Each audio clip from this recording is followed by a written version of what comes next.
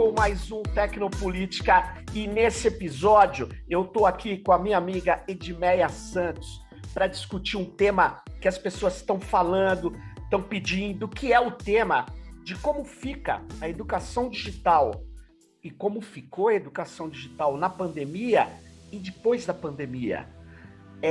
Nós vamos aqui discutir uma série de questões. Será que aquele apelo que falávamos há 10 anos atrás, as pessoas precisam usar tecnologia para aprender, para melhorar o aprendizado? E isso aconteceu durante a pandemia? Isso vai acontecer depois da pandemia?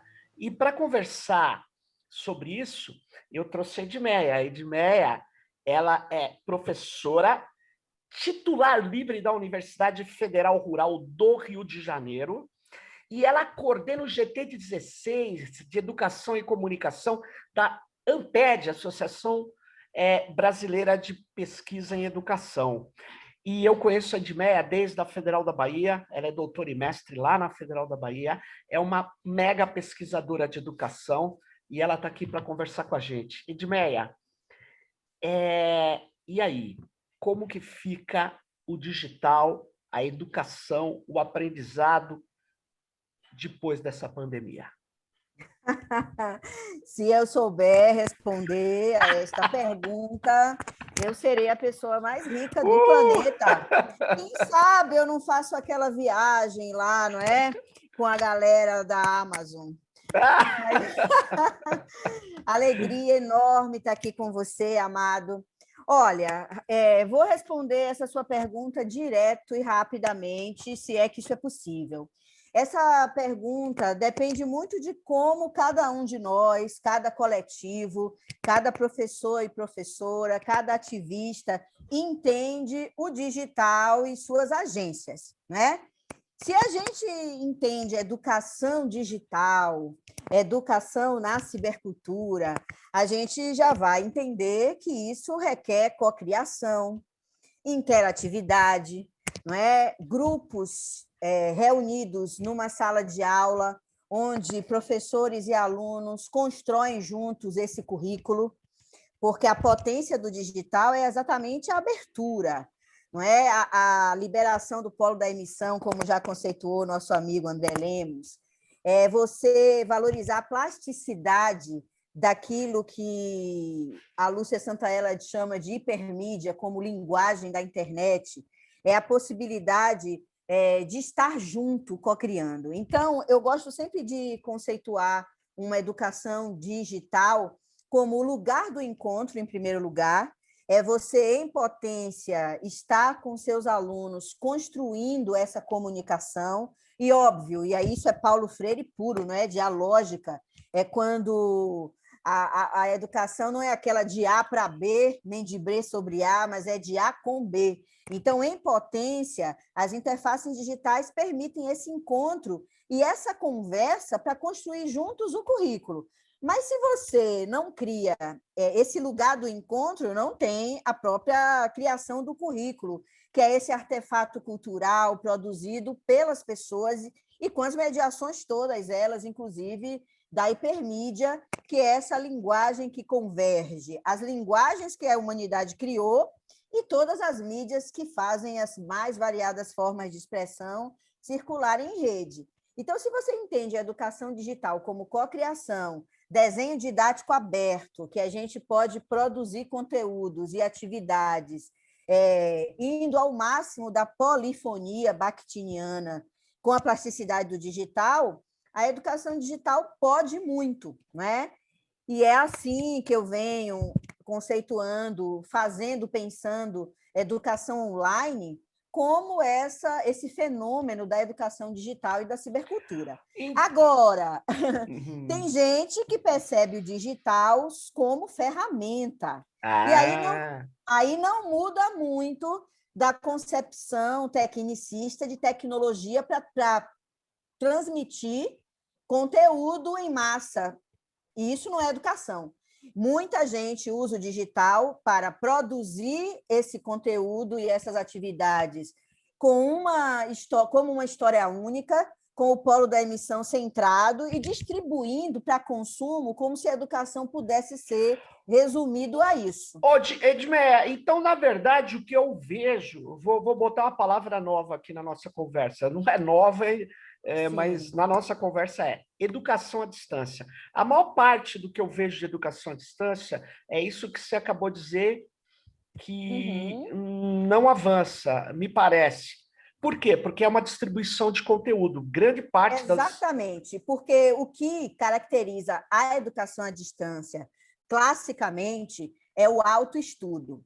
Ou seja, alguém, um polo emissor, que geralmente é uma instituição, um docente, produz um conteúdo que, na verdade, ganha uma cara de design instructional, né? Design institucional. Você o polo da emissão pensa tudo, engendra conteúdos, atividades, para que o sujeito, ao interagir com isso tudo, acione o autoestudo e aprenda.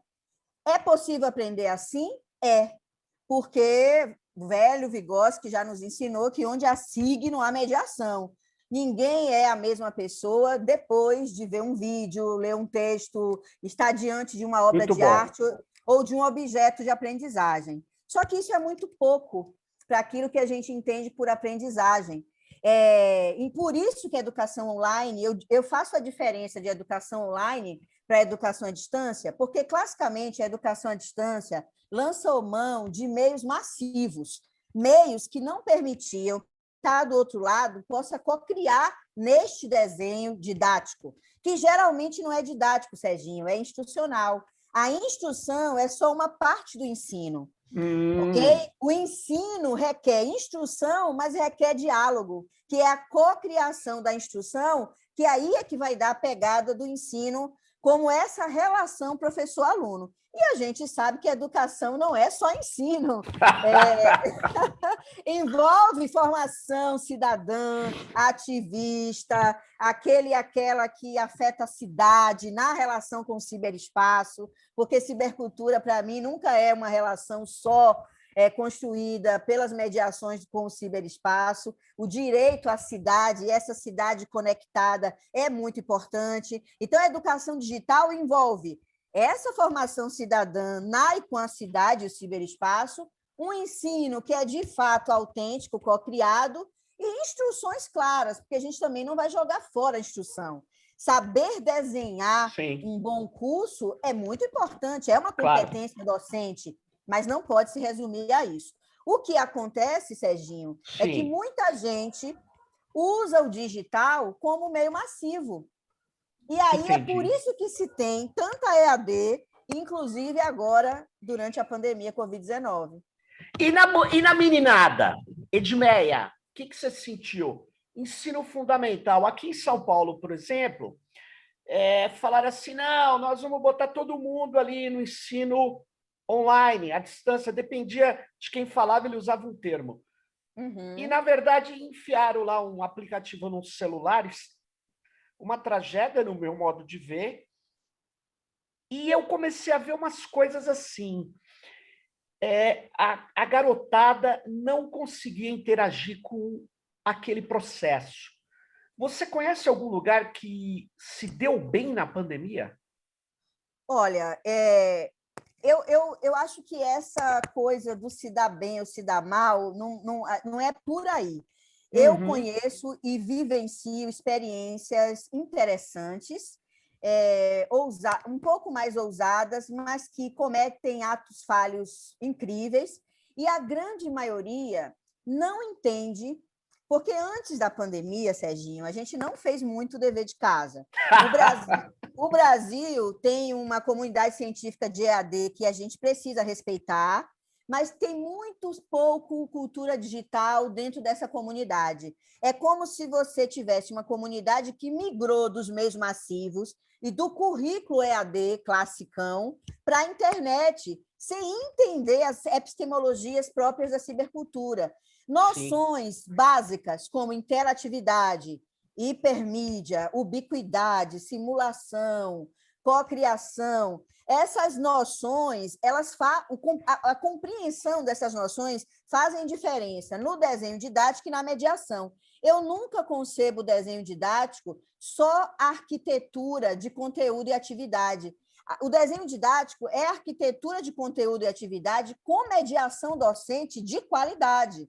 Por isso que não dá para produzir algo e entregar o sujeito para que ele se vire sozinho com isso. O que aconteceu durante a pandemia Covid-19 foi uma explosão de muitas práticas. Teve muita EAD, os professores, pela falta de conhecimento mesmo, de interatividade, a primeira coisa que me perguntaram, eu fiz mais de 150 lives, Serginho. Nossa! Mais de 150 lives, todas gratuitas, para coletivos, sindicatos, escolas, universidades, enfim. E, basicamente, em princípio, as pessoas me perguntavam como fazer para dar materialidade digital ao conteúdo, como se currículo fosse conteúdo apenas. Então, em princípio, as pessoas não perguntavam como é que eu faço para ir ao encontro do meu aluno e da minha turma, não é? Então, a primeira demanda foi como é que eu faço videoaula, como é que eu faço podcast, como é que eu faço uma apostila digital. Essa foi a primeira demanda. Claro que tudo isso é importante, mas, do meu ponto de vista, tudo isso pode ser reutilizado, e a gente já discutiu historicamente os REA, não é? Os recursos educacionais abertos. A gente tem no ciberespaço repositórios, conteúdo não falta. A gente podia ter começado aproveitando o que já existe, mas com a preocupação de ir ao encontro com o aluno e a turma. E isso se faz de modo síncrono, como a gente está conversando aqui em tempo real, e de forma assíncrona. O que acontece é que os municípios, estados e até as próprias escolas não dispunham de infraestrutura e, mais que isso, alunos e alunas excluídos digitalmente, sem acesso aos modos e aos meios. E isso tem a ver com aquilo que historicamente militamos, que é essa internet livre, aberta e para todos. Então, as nossas universidades tiveram que repensar as políticas de ação estudantil para fazer, de alguma forma, nossos alunos terem acesso aos modos e aos meios. Isso aconteceu também nas redes, sendo que as redes prometeram os tais chips, prometeram que os alunos receberiam o dispositivo propriamente dito, mas, em vez de garantir o acesso em primeiro lugar, vamos contratar empresas para produzir os conteúdos que muitas vezes já estão aí na internet. Já estão aí. Não é? Vamos contratar pessoas para palestrar para professores, como se professor precisasse de palestrante. Professor precisa de mão na mão, não é? Precisa de lugar de conversa para poder cocriar. Claro que a relação com especialistas é muito importante, mas a gente precisa de ambiências formativas para fazer com os professores e não fazer para. Então, teve de tudo, né? Tem EAD, muita EAD, e tem algumas experiências de educação online, tem muito remoto, que é um construto da pandemia. Como você disse, né, eu coordeno o GT16 da Amped há 4 anos, e essa noção nunca apareceu no GT16. Olha. Óbvio que eu fui fazer uma pesquisa internacional e achei ensino remoto na literatura internacional. E aí, o ensino remoto que a gente construiu como uma criação brasileira é um síncrono. É você pegar a agenda da escola e da universidade e ligar a webconferência e dar sua aula. Aí você pergunta, e a meninada? A meninada, inicialmente, queria interagir, queria encontrar os colegas, os professores, e não puderam, porque, inicialmente, muitos professores pediam para desligar, ou eles próprios desligavam as câmeras dos alunos, porque a ansiedade era passar conteúdo. E o veneno voltou. Mordemos da maçã envenenada. Mordemos da maçã envenenada por quê? Porque quase 1 ano e meio depois, Os alunos é que não querem ligar suas câmeras, não querem ligar os seus microfones. Eu tenho uma filha de 14 anos e ela assiste aula debaixo de um edredom e a gente mora num país tropical, né, Amado? A minha filha liga o ar-condicionado em Olha, 15, 16, fone de ouvido de gamer e ela fica deitada ouvindo. E a aula é rádio. nossa, deixa eu te falar, te confessar um negócio. A aula é rádio, Amado. Ô, Edmeia, eu falei, cara, eu preciso levar meu filho no psicólogo. Ele faz exatamente o que você está falando. Mas eu acho que, nesse momento, nunca precisamos tanto de ajuda, inclusive terapêutica, para nós adultos, inclusive, lidarmos com essa coisa chamada adolescência numa pandemia. Mas, olha, a gente está se divertindo, mas é muito sério isso tudo. Por quê, Serginho? A minha hipótese é, se no começo tudo fosse encontro, e muito mais encontro e abraço, hoje a gente não teria essa naturalização do fechar câmera e microfone. Os meus alunos na universidade chegaram a um ponto de dizer para mim, professora, você é muito assediosa. Eu vivi esse último semestre uma experiência muito estranha. Eu peguei, depois de 2 aulas falando, né? E eu dizia, aula rádio não farei, eu imprimi a lista de presença e comecei a chamar as pessoas nomeadamente para aquela conversa, né? Numa exposição participada, era o que eu queria fazer. E os alunos reclamaram, dizendo, você fica chamando a gente pelo nome, e a gente não vai lhe atender se você chamar a gente pelo nome. Eu parei uma aula inteira para discutir o básico de Paulo Freire. Quer dizer, se eu estou geograficamente dispersa, você não me vê, eu não te vejo, a gente não lê os corpos, eu vou chamar você pelo quê? Bolinha azul MP? Né? Porque para eu saber que é Maria Paula, eu preciso da lista de presença, porque Maria Paula não aparece para mim, aparece uma bola colorida com as iniciais do nome. E assim, falas estranhas do tipo, você é a única que pede para fazer atividade no AVA. Por quê? Porque o AVA, que a gente chama na minha universidade, o AVA do CIGA, por exemplo, ou mudo, porque a gente só usa software público ou livre, você manda a gente fazer exercício no AVA. Só você faz isso, os outros professores só deixam os textos e os vídeos, porque o AVA, que é o lugar de estar junto, virou repositório. É a Xerox digital. Então, Entendi. quando algum professor engendra uma atividade no AVA, um portfólio, uma conversa em fórum, os alunos estranham. E aí, a gente, Serginho, tem um problema crônico no currículo, que é a disciplinaridade. A gente não resolveu isso nunca na vida. Damos aula de pedagogia por projetos, falamos de interdisciplinaridade, só que a gente não tem competência para nos juntarmos com os colegas de um mesmo período e desenvolvermos um projeto coletivo. Fica cada um na sua disciplina e os alunos cursando 9 disciplinas, ainda fazem TCC estágio.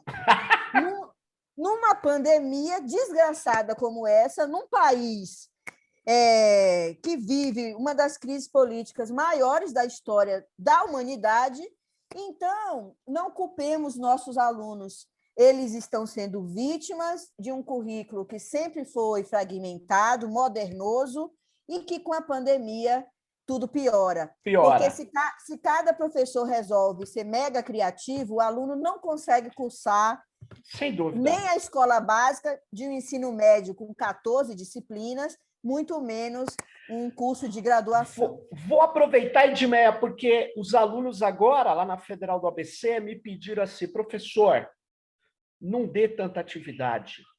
Todo mundo resolveu dar muita atividade. E, na verdade, eles, como nós, estamos fazendo mais coisas do que fazíamos quando o ensino era presencial. Eles não têm condição, vamos dizer assim, algo aconteceu nesse conteudismo, não sei,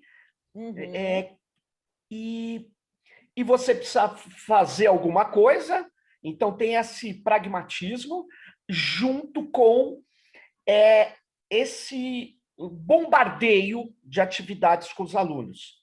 E os alunos precisam se reunir, como você bem falou, para discutir, para avaliar como que eles vão enfrentar um problema teórico. No meu caso, a disciplina é teórica.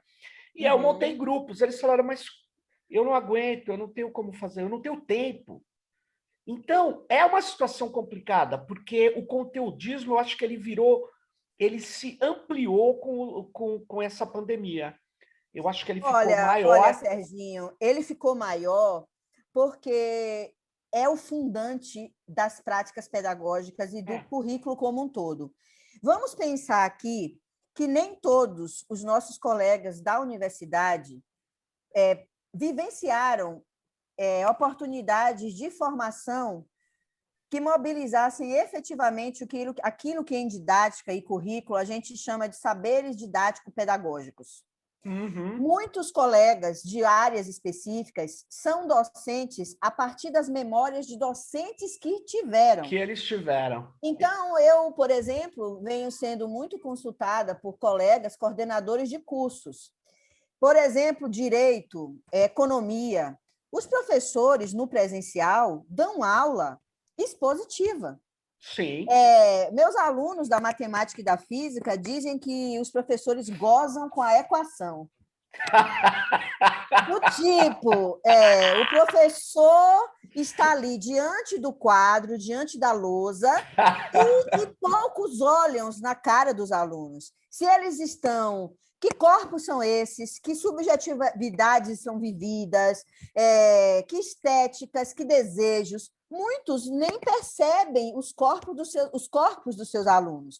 Então, com essa situação de apartamento da cidade e do território físico, esse corpo que não era visto por uma pedagogia unidirecional, para muitos colegas não é um problema.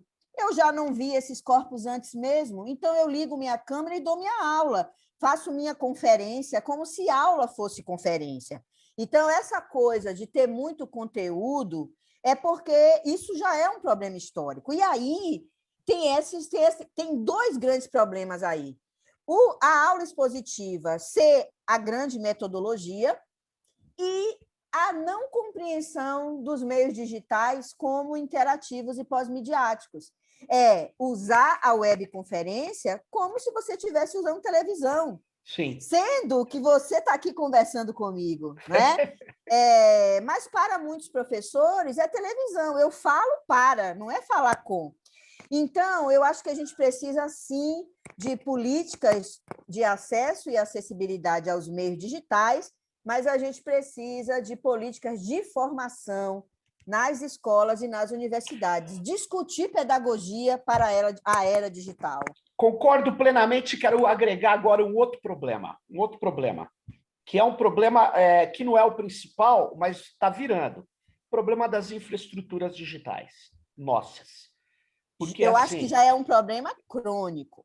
Mas olha só, Edmeia, eu estou vendo os professores dos meus filhos menores, pessoas, eu fico, sinceramente, pessoas impressionantes, porque eles deram aula para o menino com o WhatsApp, que você fala, que droga, só Sim. que eles se virar. Cara, Edmeia, eles iam, escutavam os áudios, devolviam, escutavam, ora ligava a câmera. Cara, um negócio assustador de dedicação. Não estou dizendo que é o melhor método, não estou dizendo nada. Estou dizendo de uma dedicação assim, que é impressionante. Que é aquilo que o Michel a professora. Hã?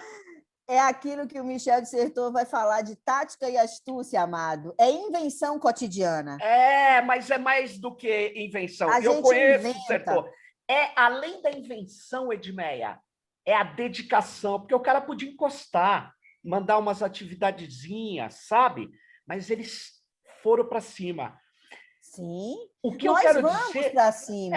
O que eu quero dizer é o seguinte, pode ter um ou outro que não dedica, mas num país onde professor virou xingamento, do bolsonarismo, Edmeia, a coisa que mais me xingam no Twitter é assim, só podia ser professora.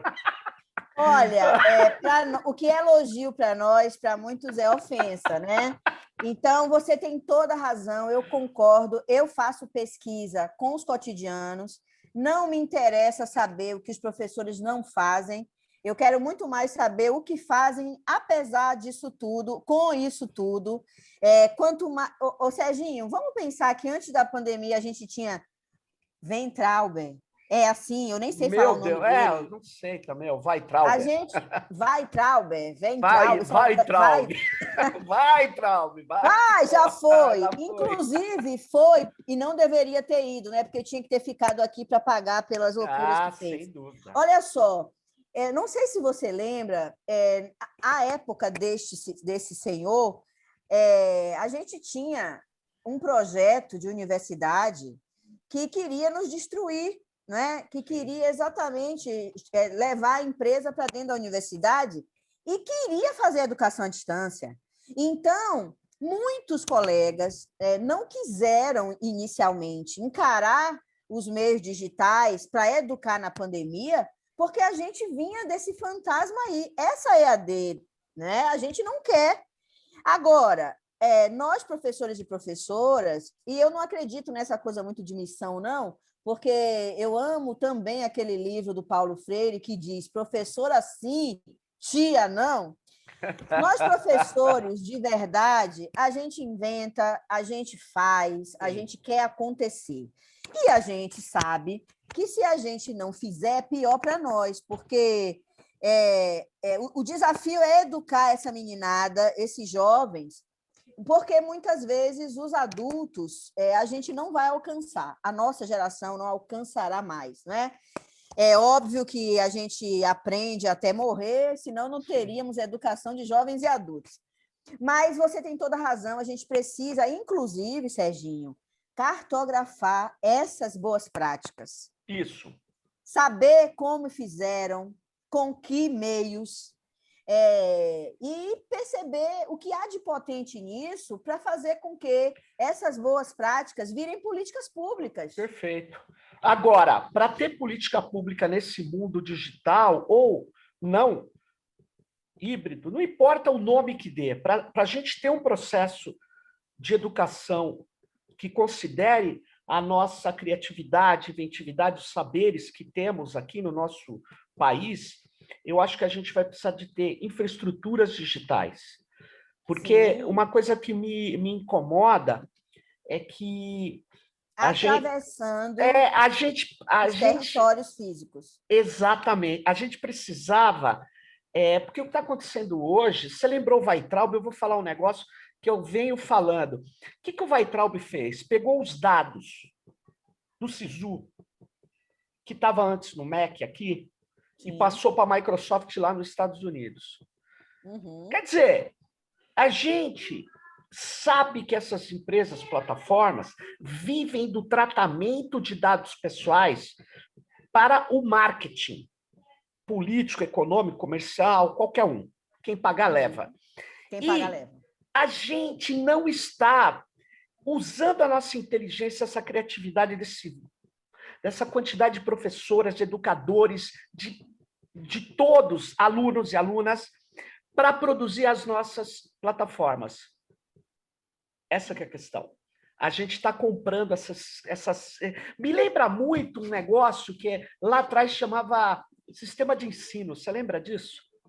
Olha, sistema de ensino é o currículo do escritório. Isso, exatamente. O que a gente precisa ter muito cuidado para que nossas escolas públicas e universidades não caiam na lógica do currículo do escritório, porque nós somos os autores e autoras, curriculistas que pensamos e teorizamos sobre, mas curriculantes, né?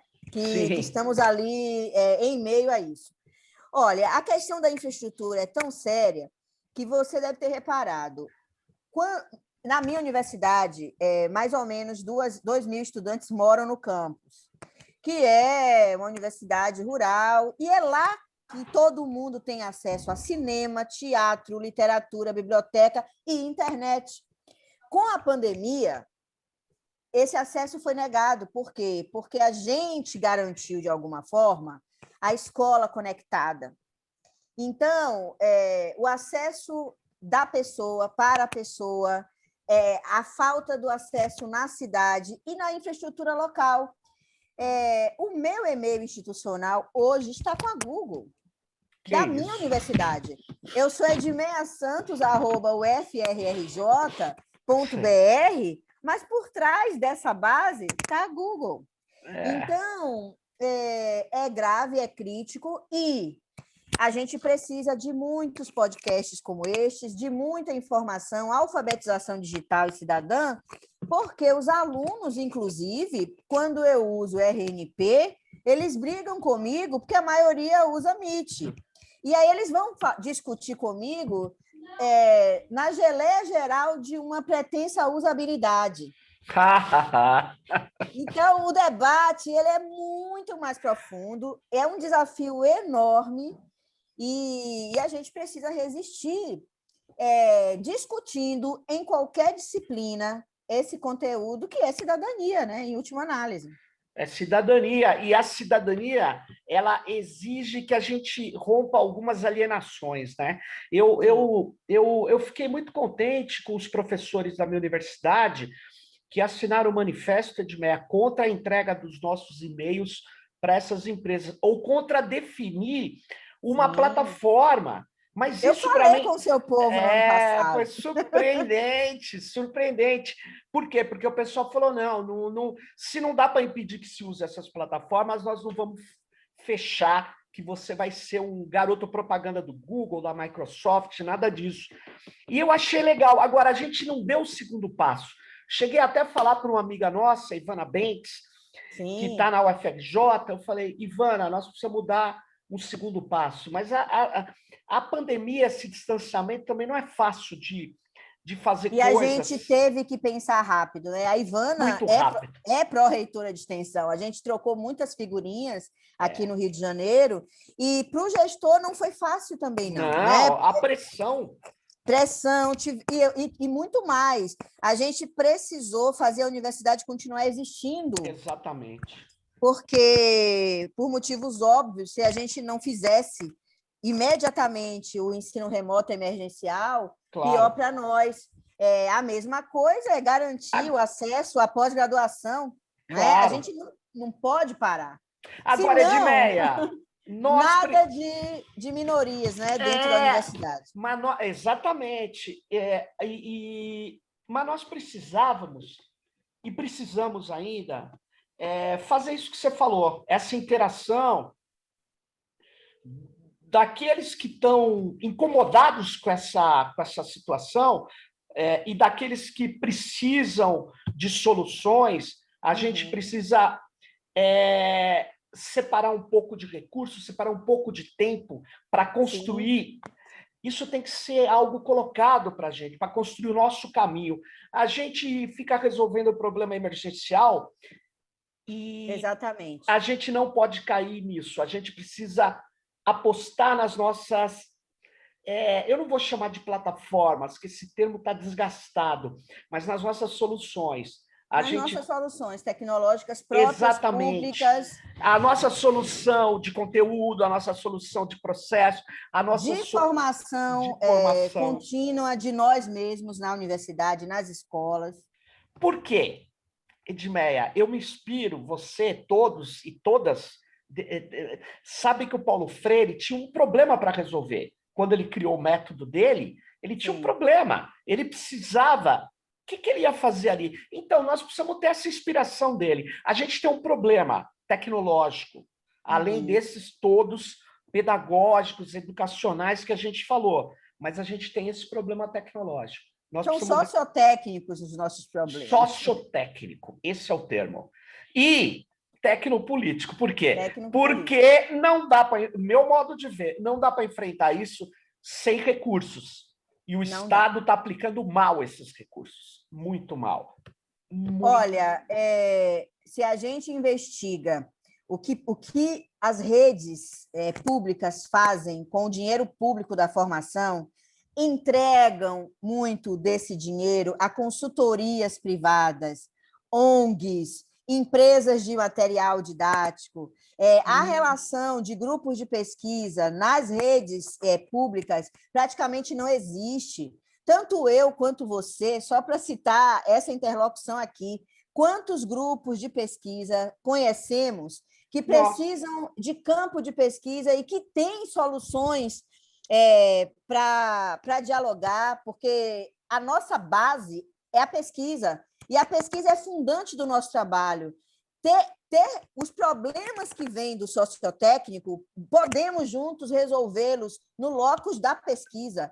Por que que nós não estamos nas redes públicas? Por que que a ONG está? Por que que o currículo do escritório e os sistemas de ensino estão? E esses grupos, todos pela educação, só para citar um exemplo, né? Então, Amado, é o capitalismo entranhado na coisa pública. Ou seja, é o capital. A minha pergunta é: esse ensino à distância, ele hoje poderíamos dizer, é uma prática neoliberal? Alguns projetos sim, outros não. Alguns projetos são, sim, práticas neoliberais de sucateamento e de esvaziamento do locus do tripé ensino, pesquisa e extensão. Outros são práticas libertárias, democráticas, a exemplo dos consórcios públicos, da Universidade Aberta do Brasil. Muitas pessoas só tiveram acesso à universidade que não se interiorizou via educação à distância, então a gente precisa valorizar as políticas de educação à distância neste país e dizer o seguinte: a universidade precisa também fisicamente interiorizar. Esse Brasil é de dimensões continentais, e aí a ideia do híbrido é interessante, porque, na verdade, o digital é, em essência, híbrido, se a gente entende que ele atravessa a pele da cultura. O Kerckhoff já falou isso, né? É o digital na praça pública, na universidade, nas escolas, e isso, quanto mais a gente viver essa interface cidade-ciberespaço, mais a gente vai compreender o que é a era digital propriamente dita, né? Ou seja, nós temos essa possibilidade aqui. Porque eu penso, a gente precisa fazer uma agregação de inventividade, Edmeia, e isso precisa ser logo. A gente precisa falar assim: como é que a gente faz soluções que atraiam esses professores, a meninada, para que a gente possa fazer infraestruturas federadas, fazer com que nós temos muita gente boa na direção dessas universidades, mas eles estão premidos por aqueles que têm uma mentalidade colonizada, sabe? O que é uma mentalidade colonizada? É aquela que fala assim: vamos resolver o problema da educação, quais produtos estão à disposição?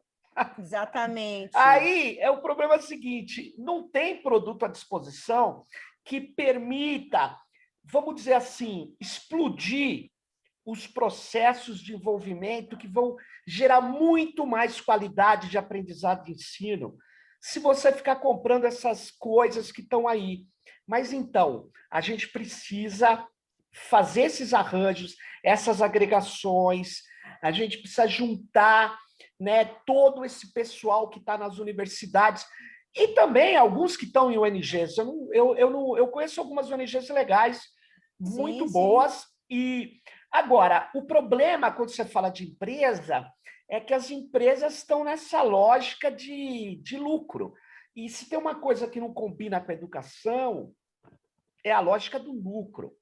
Então, eu não consigo ver quando os caras falam: estamos fazendo as universidades, as escolas virarem a cara das empresas. O que é isso? Então, nós estamos perdidos. Nós estamos perdidos. Então... Eu não sei, Sérgio, se você reparou a dificuldade das redes públicas e privadas com o trabalho docente assíncrono. O controle do nosso trabalho está diretamente ligado ao controle dos nossos corpos num tempo síncrono. Eu só consigo controlar se o professor trabalha se eu consigo vigiá-lo no síncrono. E a atividade assíncrona, que é a grande potência, inclusive, né, da densidade, do se trabalhar por problemas, do se trabalhar em grupo, é no trabalho assíncrono. E essa mediação, muitas vezes, foi negligenciada por ignorância, mas também pela lógica de controlar o trabalho docente pela hora dada. Então, que é a lógica do neoliberalismo na escola superior. exatamente. Que é o professor transformar horista. todo mundo em horista, exatamente, né? Então, eu vejo essa discussão de educação como um problema pedagógico, de comunicação, de currículo e, óbvio, de política, sempre, né? Porque passa pelo controle do que se quer e se entende por educação. Olha que louco, né, Edmeia? Eu estava com o meu grupo de orientandos, né, de pesquisa, uma parte dele, os meus orientandos diretos, e a gente foi está estruturando uma pesquisa que redundaria numa análise melhor da aplicação de conceitos, que para a área de humanas é muito importante, porque o conceito é mais importante não pelo que ele qualifica ou ele descreve, mas o que ele permite você ver. Porque se você muitas vezes não está na tua cabeça aquilo, você não olha, né? E aí o que acontece? E não consegue materializar em ato. Não. E aí eu estava nessa conversa, Edmeia, e olha aquilo, é uma interação. Você fala, mas como que você você não está ensinando? Não, eu estou conversando, eu estou interagindo, porque o meu aluno levantou e falou, olha, esse conceito aí eu não concordo, porque eu acho que eu vou usar esse. E aí eu tenho que usar um outro, aí eu tenho que estudar as objeções que ele lançou. Sim. Que eu não iria estudar e nem ia me ater se não fosse ele. Falar, dialogar, se opor. Fazendo um contradito, como diz o Trivinho, né? O contradito. Exatamente. Então, veja bem, e aí, quem que está aprendendo? É que eu preciso falar isso, porque muita gente não é da área de educação. De repente aprender, né, amado? Paulo Você aprende.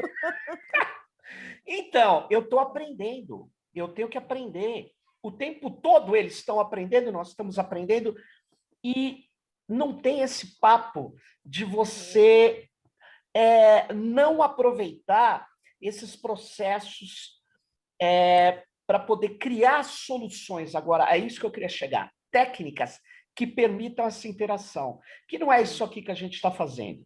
Isso aqui é outra coisa. Isso aqui é outra coisa. Ajuda, é útil, é importante, mas é pobrezinho. A gente pode avançar mais. É disparador, né? Eu acho que esse podcast é um artefato curricular. É um disparador para outras conversas, para outros contraditos. É também informação qualificada, mas conhecimento é mais que ter acesso à informação qualificada. Isso mesmo. Você tem que pensar naquilo. Como é que eu diria? Contextualizar com a sua realidade. Colocar na sua... para funcionar aquilo que são as sua operação cognitiva, que envolve várias coisas. Não dá. Mas Serginho, e o que você me diz da ausência, da falta, da escassez de financiamento para a pesquisa? A gente está aqui falando, né? Isso é um projeto, né, Edmeia? Eu queria... Exatamente. A gente está aqui falando do problema da infraestrutura, é preciso ter recurso público para isso, é preciso rede. Você falava e eu pensei, onde estão as reitorias que não se reúnem para um projeto maior de infra pública, né? E aí eu pergunto, onde estão e quem são os nossos pares nas agências que negam projetos nossos? Então, Edmeia. Sistematicamente, antes, durante e, eu digo, quiçá, pós-pandemia. Sua questão é chave. Eu queria falar duas coisas sobre ela. Primeira, o que uma agência de pesquisa fez agora? Ela pegou e disse assim, olha, nem adianta apresentar um projeto excelente. se não tiver um coordenador de redes internacionais. Redes que eu digo que faz parte de redes internacionais. Eu falei, bom, veja bem, você está substituindo a excelência, a inteligência por um contato que você tem numa... Quer dizer, então já começa o fracasso. Ser professora titular livre nesse país serve para alguma coisa? Pois para concorrer a um recurso público neste próprio país? Então, segundo, as agências... então, eu falei da agência. Segundo, apesar que as agências estão sem dinheiro, porque o governo cortou tudo, o governo quer destruir a ciência e tecnologia no país. Mas tem a segunda coisa, os reitores, infelizmente, Edmeia, e eles estão submetidos ao que eu chamo de colonialidade. Eles, para eles, plataforma, está tudo resolvido, é comprar no mercado.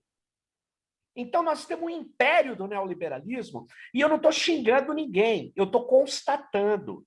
Sim. Por quê? Porque nós não vamos ter soluções adequadas para a nossa educação se a gente não criar soluções a partir da nossa necessidade sociotécnica, como você bem falou, a partir da nossa criatividade. Aí você fala, não, quem cria, pessoal, que aí é a linha Bolsonaro, né? Quem cria são os americanos, a gente compra. Então, essa ideia de jirico, desse jumento, não é a nossa. Nós temos criatividade, nós temos capacidade inventiva, só que nós estamos tolhidos, impedidos. Então, o que eu acho é que a gente precisa denunciar isso. Mas não no sentido, isso não é pessoal, isso é uma mentalidade que precisa ser quebrada. Sim, é uma racionalidade. É uma racionalidade, exatamente. E aí, se a gente quebra isso, a gente vai ter, na reunião dos reitores, o reitor vai falar, olha, tem que pôr na pauta o problema das soluções tecnológicas e da infraestrutura digital. Porque imagina, Edmeia, a UFBA, Federal do ABC e tal, não sei o quê, pô, se junta e monta o seu data center, unitário ou federado, não importa. Ah, mas aí precisa ter umas soluções tecnológicas. E aí? Nós temos gente de alta capacidade nas universidades. Olha só, território e oceano a gente também tem. A gente também tem. Então, é isso que eu acho. Eu acho, e enquanto não acontecer isso, a gente fica numa lógica complicadíssima. E fala assim, vamos desenvolver determinada solução. Chama uma empresa aí, norte-americana e em breve chinesa. Não importa, o problema é que a gente não discute que a gente precisa romper a alienação técnica. Tecnologia faz parte do nosso cotidiano de criação. A gente está tolhido disso. Essa que é a questão. Mas eu acho que, Edmeia, a gente está chegando aqui aos 50 minutos dessa conversa no podcast Tecnopolítica. Eu sei que você fez 500 reuniões hoje. Muito obrigado por você participar aqui com a gente. É aquilo que você falou, né? Elogiando os professores dos seus filhos. Todos nós estamos assim. Temos nossas atividades de ensino, pesquisa e extensão, as nossas parcerias. Essa conversa é uma conversa solidária, não é? É uma conversa de par em par, de par para par, e é uma dentre tantas que estamos tendo agora e sempre tivemos e sempre teremos, porque energia para trabalhar não nos falta. Ainda bem, ainda bem. Ainda bem. Edmeia, muito obrigado, um beijão aí para você. Outro, valeu. Saúde, axé. Saúde, axé. E fique ligado no próximo Tecnopolítica. Bye, bye. Tchau.